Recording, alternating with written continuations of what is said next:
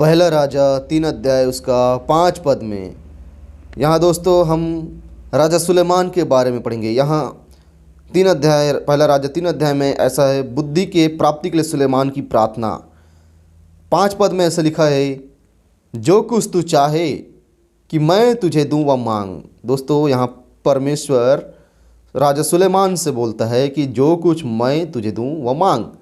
तब सुलेमान ने कहा, तू अपने दास मेरे पिता दाऊद पर बड़ी करुणा करता रहा है, इसलिए कि तूने मुझे इतनी बड़ी प्रजा का न्याय करने के लिए ठहराया है। इसलिए मैं तो छोटा सा लड़का हूँ, मैं तो मुझ में कुछ समझ नहीं है। इसलिए वो सुलेमान राजा परमेश्वर से बोलता है कि मुझे बुद्धि दे, समझ दे, कि मैं समझने की शक्ति दे कि मैं तेरे प्रजा का न्याय कर सकूं। तो परमेश्वर इस बात से प्रसन्न होता है। परमेश्वर कहता है, हम देखते हैं पहला राजा 3 अध्याय 11 से लेकर 13 पद तक। तब परमेश्वर ने उससे कहा, इसलिए कि तूने यह वरदान मांगा है, और ना तो दीर्घायु और ना धन और ना अपने शत्रु का नाश, और परंतु समझने के विवेक का वरदान मांगा है। इसलिए सुन, मैं तेरे वचन के अनुसार करता हूँ, तुझे बुद्धि और विवेक से भरा हुआ मन देता हूँ, यहाँ तक कि तेरे समान न तो तुझसे पहले कोई कभी हुआ और न कभी बाद में होगा।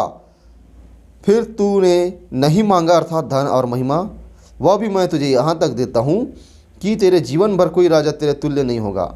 दोस्तों हम यहाँ देखते हैं कि सुलेमान राजा ने परमेश्वर से बुद्धि मांगा, समझ मांगा, और परमेश्वर ने उसकी सुना और उसको दिया। ना तो सुलेमान ने धन के लिए प्रार्थना किया, ना अपने शत्रु के नाश के लिए प्रार्थना किया, ना अपनी दीर्घायु के लिए प्रार्थना किया, परंतु केवल समझने की शक्ति और विवेक को मांगा।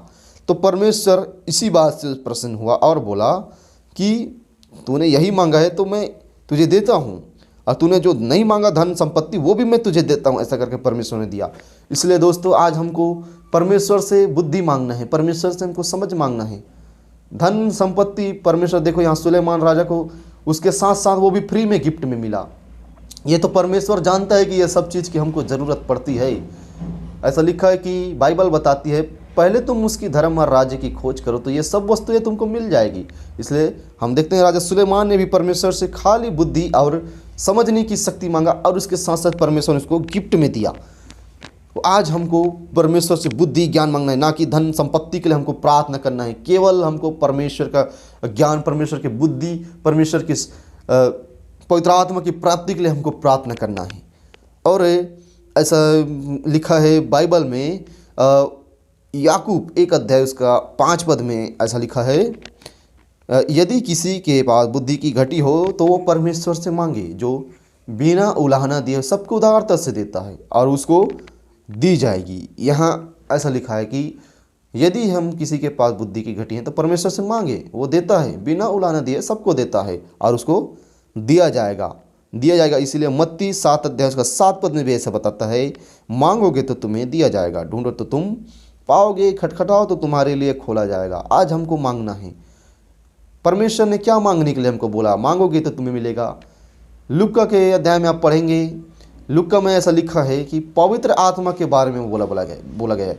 जब एक संसारिक माता पिता अपने बच्चों को, जब वो बुरे होकर भी अपने बच्चों को अच्छी वस्तुएं देते हैं, तो प्रभु यीशु मसीह कहता है, तुम्हारा स्वर्गीय पिता अपने मांगने वालों को पवित्र आत्मा क्यों नहीं देगा। हमको पवित्र आत्मा मांगना है, हमको पवित्र आत्मा का अभिषेक को मांगना है। इसलिए हमको परमेश्वर से प्रार्थना करने की, परमेश्वर हमको बुद्धि और समझ और शुद्ध विवेक दे, और पवित्र आत्मा से हमको भर दे। ना हमको धन के लिए, ना हमको संपत्ति के लिए हमको प्रार्थना करें, वो तो परमेश्वर देता है। वो तो जानता है कि हम सबको इस ज़रूरत है, क्योंकि लिखा है भोजन से प्राण बढ़कर है, और शरीर से वस्त्र से शरीर बढ़कर है। इसलिए हमको उनकी चिंता ना करना है, क्योंकि परमेश्वर हमको देता है। इसलिए हमको सुलेमान राजा की तरह बुद्धि ज्ञान के लिए हमको प्रार्थना करते हैं, तो परमेश्वर हमको ये गिफ्ट में सब देता है, गिफ्ट में सब देता है। और परमेश्वर को हम, इसी से परमेश्वर प्रसन्न होता है। दोस्तों आशा करता हूँ मेरा बात आप सबको अच्छे से समझ में आया होगा। आप सभी को जय मसीह की, और चैनल को आगे शेयर कीजिए, सब्सक्राइब कीजिए, और परमेश्वर के वचन में बने रहिए। प्रभु आप सबको बहुतायत से आशीष दे। आमीन।